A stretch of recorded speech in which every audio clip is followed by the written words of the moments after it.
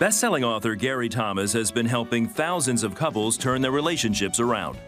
He says there's one word that can radically do that. Cherish is sort of the spice. You can love without cherishing, but you can't cherish without loving. Love is important, but I want to go to that next level. In his book, Cherish, Gary challenges us to love well and shows us how to treasure our spouse like never before. Gary Thomas joins us now. Good to have you here. Good to be here. Thank you. I have to admit, when I was reading your book, it struck me that love and cherish, the wedding vows, cherish has not been a part of my vocabulary, at least in approaching my marriage. Why is it so important?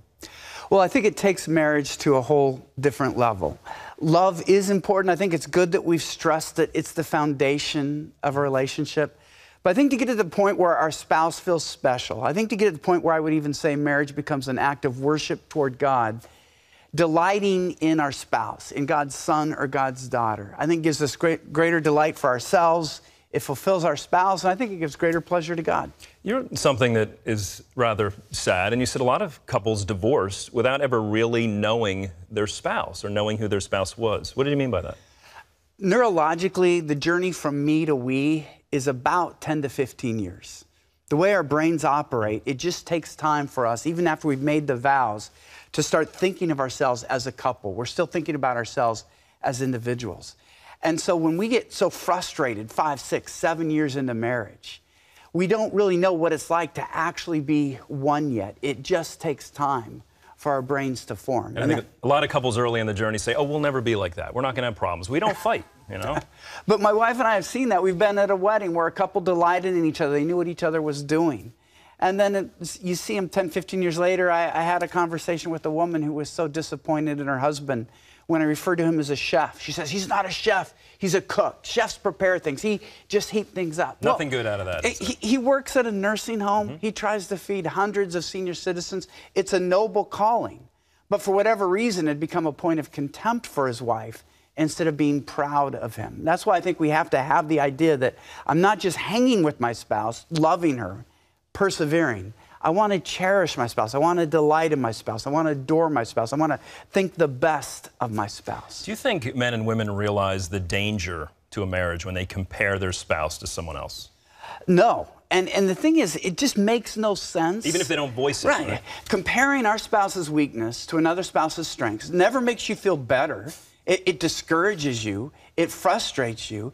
It never helps your spouse improve. It tends to make your spouse give up. Your spouse feels like, well, I know I can't please him anyway, so why not even try? It's one of the most destructive things we can do. Yeah, and sometimes, perhaps, maybe even men in a marriage say, well, I'm not emotionally abusive to my wife or verbally abusive, physically abusive, but being apathetic to the relationship can be just as damaging.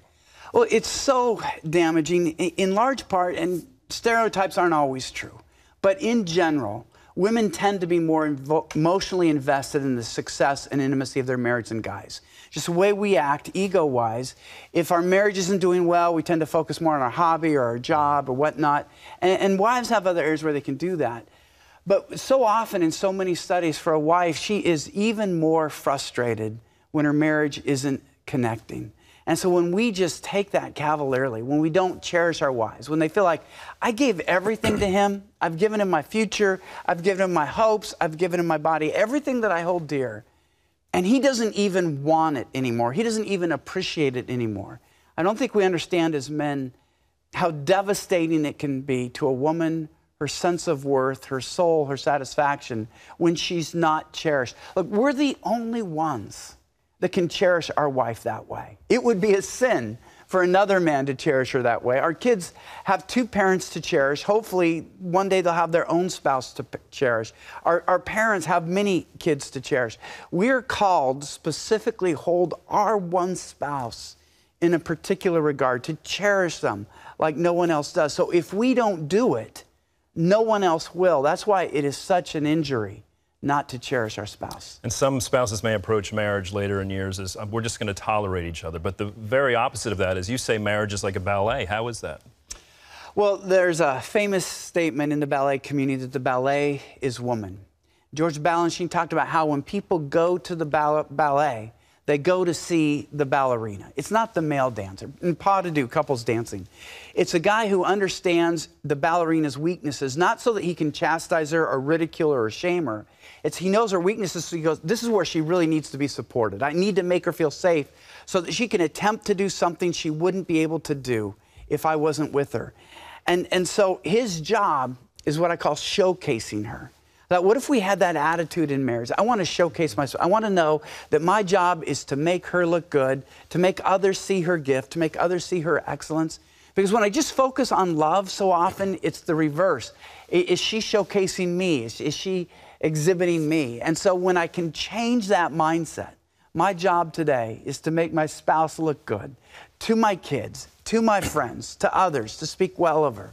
That's the beginning process of cherishing, and it builds other attitudes. And we talked about kind of we didn't use the term honeymoon period, but there is that, and then marriages maybe go through some strain. And part of that, I think, is because our individual hurts begin to be revealed later in marriage. And how do we need to see the importance of that. People come into marriage with hurt. Right.